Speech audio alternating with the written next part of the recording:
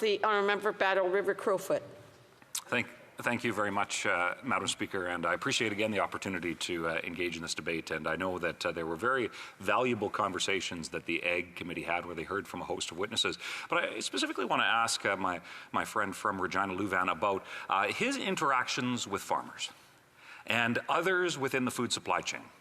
Because we've endeavored to explain that while rising costs is a feature, not a flaw, a feature of the Liberal NDP coalition's carbon tax, it is something that the carbon tax affects every stage of the process. Take a loaf of bread, from the farmer who grows it, the trucker who ships it, to the baker who bakes it, to the grocery store that sells it, to the person that goes and buys it. Every step of the process for that slice of bread to get on somebody's plate, they are paying the carbon tax. So I'm wondering if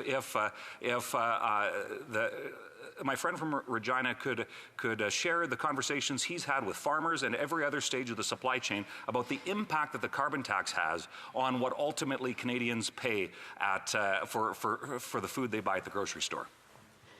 The honourable member for Regina Louvain. I appreciate that question. And, you know, after today, when we got an order paper answer from the Conservative member from Dauphin, Swan River, Neepawa, where it said the Liberal government isn't even tracking how much the carbon tax is reducing emissions, it really is mind-blowing that they have a flagship policy, but they're not tracking if it's successful or not. What I'm hearing from people on the ground is they believe the feature of food prices increasing because of the carbon tax is not a flaw, but a feature of the Liberal NDP carbon tax. They believe this is what it was intended to do because they don't realize what the policies are that actually affect farmers and how much it does affect a farmer.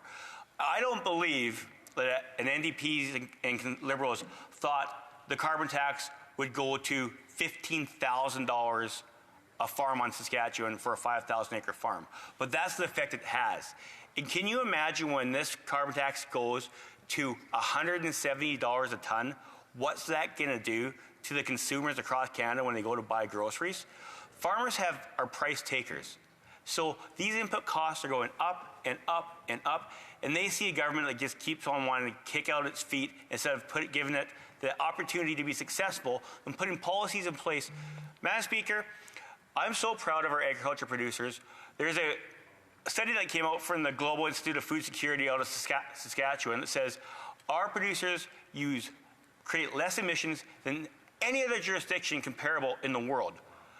Agriculture in Canada is 8% of our total emissions.